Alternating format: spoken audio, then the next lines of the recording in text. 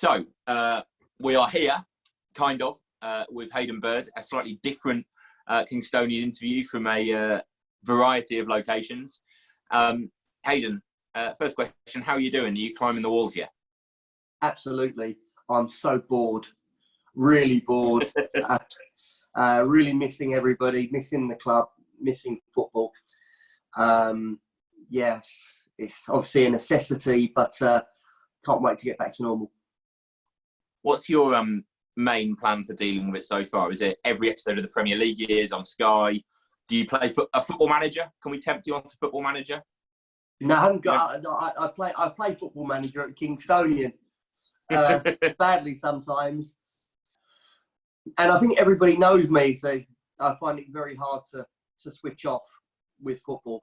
And so myself, Tutu, and Kevin have been working very hard to formulate plans on how we want to move forward and progress the football club when we can get up and running again.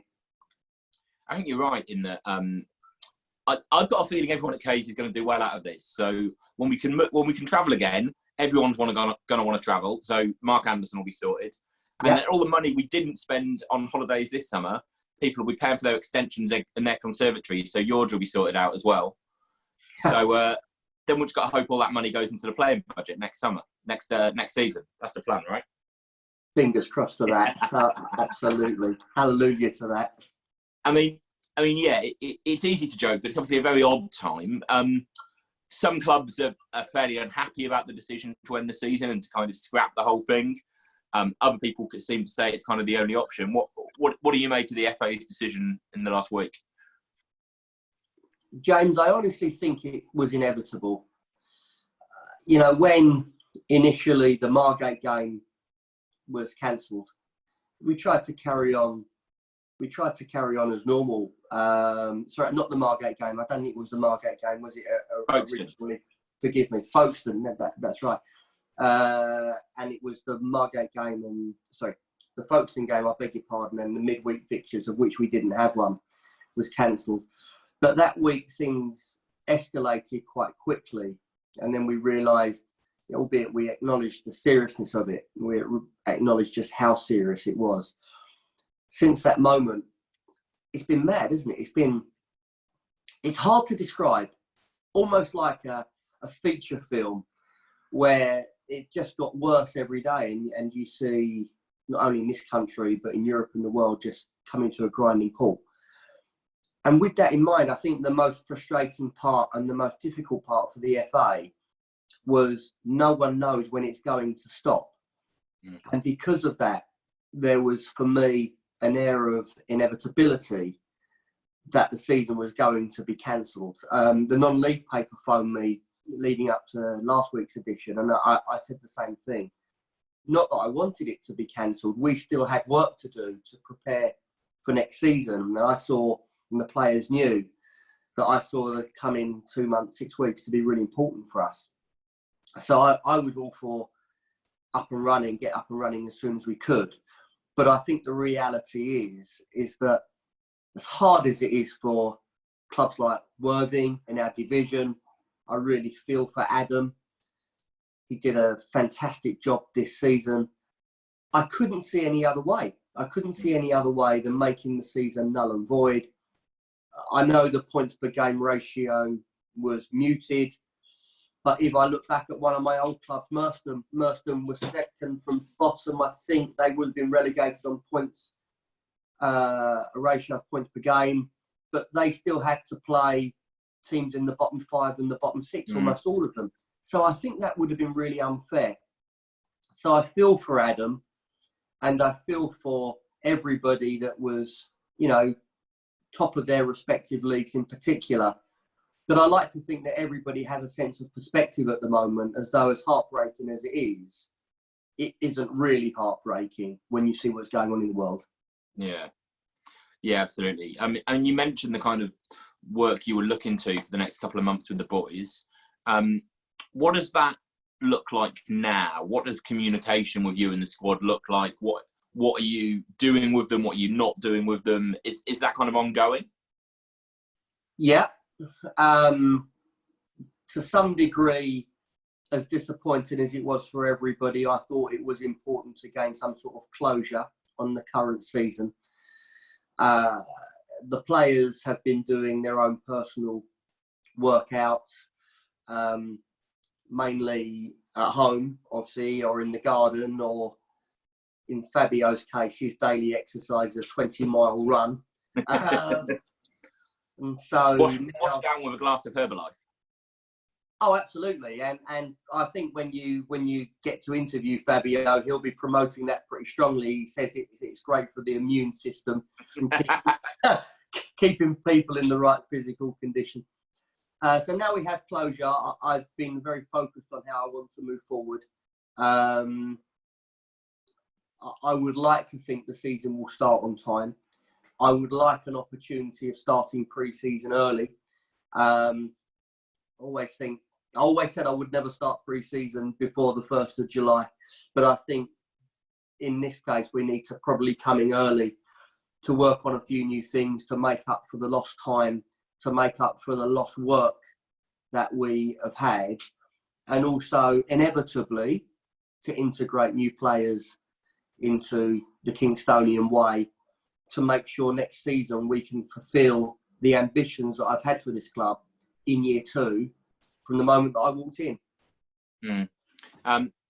In terms of the conversations that you'd have with players at the end of the season about, players you want to keep, players that might be leaving, does that mean that you already had those conversations? Are they already happening? And does that mean you're already talking to players you might want to bring in, or does all that stuff still have to wait until the end of the season, April, May, as it were? Yeah, I've been asked that a lot, James, and the answer is I haven't spoken to anybody about bringing players in. And the reason for that is I think with everything that's going on in the world at the moment, it seems very slightly immoral to do that. Yeah. I'd much rather wait for the world to settle down. That doesn't mean that I haven't got targets in my mind. It doesn't mean that there isn't work going forward at the moment. It just means that up until now, I don't think it's been the right thing to do. With regard to our players, I'm in constant communication with all of the lads. The beauty is they're a tight-knit group. They feel as a group there's unfinished business, and everybody knows why we come to Kingstonian. We come to Kingstonian to be successful. We come to Kingstonian to compete for trophies. In year 1, I think we've ticked the boxes. But next season is about putting in serious assaults for the league title and promotion. I'll say that publicly. It was always in my mind in year 2. And I speak for the players in that. So I don't think that that's changed. The players have the same idea as I have. And inevitably, yeah, of course, there'll be 1 or 2 people coming in and 1 or 2 people going out. But I don't think the squad needs great surgery to achieve our objectives.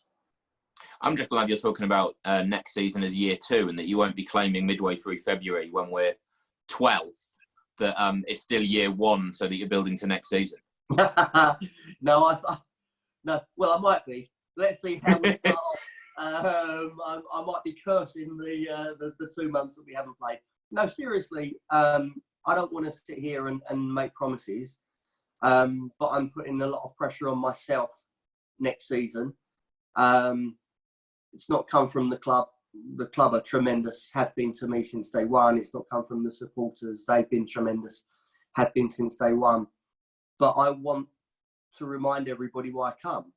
I left a job in football where I could be there forever, such as my relationship with Merstham. I come here to win trophies. I come here to take us to the National South within 2-3 years, and I want to do it next season. The players want to do it next season, and I'll be going, albeit on a providing I'm not throwing any curveballs. And the club have the same idea, which I'm sure they have in speaking to them. We all want, as a club, to move forward, to progress, and to make the step up into really fighting for those playoffs and the league title next season. Is there a part of you that is almost not pleased, but okay with our final league position because of how frustrating it would have been if we'd finished the season in the top 5 or much closer to the playoffs than we are now. Absolutely. I would have been crying. If I was in Adam's position of Worthing, it would be heartbreaking. And I really feel for him. I like to think there is that sense of perspective that we spoke about earlier.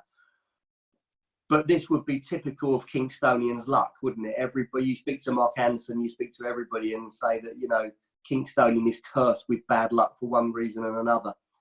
Just imagine how we all would have felt had we been sitting top of the league and this would have happened. So, yeah, this season was always going to be a work in progress. And I've been consistent in saying that. And I've been consistent in saying that even through the cup runs and when people were saying, oh, we're going to get into the playoffs. Next season for me is going to be different. It's going to be really accelerate the plans to take this club where they need to be, where they ought to be, where they should be and where they need to be. When you look back over the season, what are the things you remember most? Too many things to mention, honestly, all of which have been hugely positive. I remember, I'll always look back with great fondness with the supporters. They've been brilliant since day one. And I'll be open with you. I was told by a lot of people in football not to accept the Kingstonian job because the supporters were so volatile. I didn't see it like that at all. And, I think it was all about integrating the supporters into what we're doing and giving the supporters something to cheer about, something to relate to. They've been fantastic from day one. And I'll, in answer to your question, look back at Merstham. That was the first victory together, which was ironic because it was back at Merstham. And I think in going back to Merstham, the supporters knew how important it was for me to go back and to win. And the support that day was overwhelming from the terraces, the whole game. I remember with amazing fondness the celebrations together when we beat Haringey Borough on those terrible conditions on a Monday night and how we celebrated that victory together. And I sensed that this was a club that all wanted the same thing and perhaps was a little bit broken, a little bit fractured in years gone by, but certainly wasn't now, that those wounds were healing. And of course, when you have great success in the cup competitions, it accelerates that process, doesn't it? So I would look back at Merstham, I would look back in Haringey, but I wouldn't look upon those games as the definitive moments. Euros at the definitive moment in the season, and that was when we went to Weston-super-Mare, because I think for the first time everybody at Kingstonian really saw the work come to fruition and how I want to play football. It was a great result in a difficult game, and I think everything else accelerated from that moment. What are you most pleased with in terms of football-wise this season? What are the areas of the team, maybe players that surprised you the most? I think what has surprised me a little bit is how well we've been without the ball. My teams are always good with the ball. It always takes a little bit of time because it's not easy. It's not an easy way to play football. But when you want to play football, as I do, you can be accused of being a little bit too open, a little too expansive, and that can create problems at the other end. I remember people saying to me in pre-season, I'm worried about the amount of goals that we were going to concede. It was a fair comment because, for example, I remember going to Grays in pre-season, and in the first 30 minutes, the football was tremendous, but we ended up conceding 5. It was something that we had to work on the training ground. The defensive record ended with Kingstonian having the 4th best defensive record in the league, second right up to the last game when we lost to Chesham, which was disappointing, to put it mildly. But the way that the team have understood the work defensively, I'm not only speaking about Rob, who did very well, about the back players who did very well. The idea of actually defending from the front and making us really difficult to beat, that surprised me. I didn't expect that to come so early. What surprised me on the flip side is that we didn't score enough goals. And people will look back at losing Louis, who scored the goals, was a natural goal scorer. I get that. But normally in my teams, the goals come from everywhere. And what's slightly harrowing is that if you look back to the amount, the conversion rate, and look back to the amount of chances that we miss, where everybody from the team to the technical areas to these terraces had their arms in the air screaming goal, and seconds later we had our head in the hands. How did we miss that? Look at Fabio, Bognor Regis. Look at Dan Bennett away to Cray. Not criticising those players, because I could probably give you another 15 of those moments if I thought about it. Yeah, that's where we need to improve. And that was going to be my next question about the area we need to improve. So let's move on to more positive stuff. Talk us through your top 3 Kingstonian goals of the season. Well, that's put me on the spot. Well, see, I'll give you a few, and I'll start with the 2 people that I mentioned for a couple of howling misses. So it's in the interest of fairness. And I'll start with Fabio. And I'll start with Fabio's goal in the FA Cup away to Weston. Yeah. Where he pinged it in the top corner, because I really believe that is something where we really started to show everybody about our identity and our way of playing and the potential of this team. A great finish from Fabio. Someone that I think's done really well this season, as has Dan Bennett. Dan Bennett has been pivotal to a lot of our best moments. And it's ironic that such a team who's so good in open play, I'll speak of one of our best moments coming from a free kick. But that was a tremendous free kick against Woking that Dan took in a really important part of the game. And that deserves a mention. That there's no question of that. If I look back in other goals, I'll look back very fondly to Gus's goal away at Leatherhead, because it was a great team move. In a moment where we were being a little bit stifled by Leatherhead in their play, to be fair, but it was a moment of magic in a great passage of play that saw Dan Bennett slip in Gus for a great goal. Away to Carshalton with Reece Hall's strike to put us 2-0 up, I think was another moment of genius from Reece, from Dan Bennett, but from the whole team. These goals are nothing to do with non-league football. You look back at the goals where we scored against East Thurrock. I think Dan Hector's goal at the far post was another great team goal. That's been the best thing. Is that normally teams in our level can speak of 1 or 2 of these moments. If I sat down and thought about it, and if I'd done the preparation I probably should have done for this interview, I could answer the questions much better and answer the questions with... I think there's been at least 10 goals this season, which the home team, the away team, the officials, the supporters on both sides would both absolutely applaud for being tremendous goals. That's a credit to the players and everybody's work. Indeed, yeah. I mean, even in that Carshalton game where Reece scored, Louis scored from about 40 yards on that day as well. And we haven't even mentioned Dan Hector scoring from the byline in the last minute, which, as we will all attest, was entirely deliberate and in no way a cross that got lucky. Absolutely right. Absolutely right. Yeah, Dan still says to this day that was a shot, and to this day, I know it wasn't a shot. But let's put him in. Another lad that did really well for us this season. Yeah.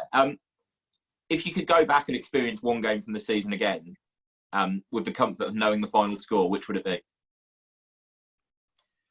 Two ways of looking at that. If I was wanted to play teams again, I'd want to play Cheshunt again. That's for sure, twice. But I wouldn't want to go to Cheshunt knowing what the outcome would be. Related to that, when was the last time you beat Craig Edwards? Because he claims it's been quite a long time. It probably has, but maybe it means more to Craig than it does to me because I don't know. so couldn't tell you. If you look back at the Dartford game, in answer to your question, that was I've got typical nails of a football manager. They're all chewed. But that game, if you could watch that game again and go into that game, as you say, knowing the end result and be much more relaxed, that was a game of high drama, wasn't it? To be, I think it was it 2-3-0 up, and then to be absolutely hanging on at the end. That showed all of the facets of the team, all of the qualities of the team, absolutely outplaying them for an hour, but then absolutely hanging on in the last 15 minutes. Great moments. And that's the game that I would say that, because also of the importance of the game where you went through the most emotions. Yeah. I think I'd definitely be interested to watch that one without being able to actually watch it rather than just peer through my fingers. It was fairly unwatchable at the end, but great times. Well, I think that'll do us for today. Thanks for your time, Hayden. Thanks for a great season. I know there's a few more things planned in terms of you've got the players sharing their top moments and goals from the season as well, which is why I had to ask you for your top goals, because you've asked the players to do the same thing. Yeah. So just as we finish, what would be your parting message to the supporters this season? I wanted to thank everybody. It's been a privilege being the manager of Kingstonian, and I mean that genuinely. I feel honoured to come to such a fantastic football club, and there's a lot of unfinished business here. I said all season, this is just the start. I really mean it. This is just the start for what I want. But it's been a good start. I can't finish the interview without mentioning the obvious, and that was the Macclesfield game. The Macclesfield game is the best weekend I've ever had in football. The way the club prepared for it, the way we prepared for it, to walk out and see those travelling support, and obviously to win 4-0 which is the biggest victory over a football league team by a non-league team. Have I disappeared? Sorry, you disappeared with me for a moment. Since You're back 1973. What a tremendous moment that was. And still got the shirt. There we go, in the background there. Did you get yourself a shirt for that game? Mark Anderson actually gave it to me. The nice. board wanted to give it to me to show their appreciation for what we've done and what we're achieving as a football club. So hopefully in 12 months' time, or a little longer than that, there'll be a few more shirts like that up. I want a whole wall of them. So, yeah, I'd like to mention that game and thank everybody. And the message to the supporters is we're really missing you.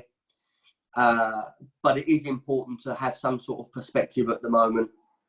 For everybody, as tempting as it is to go out, don't. Stay at home. Stay with the loved ones. Look after your loved ones.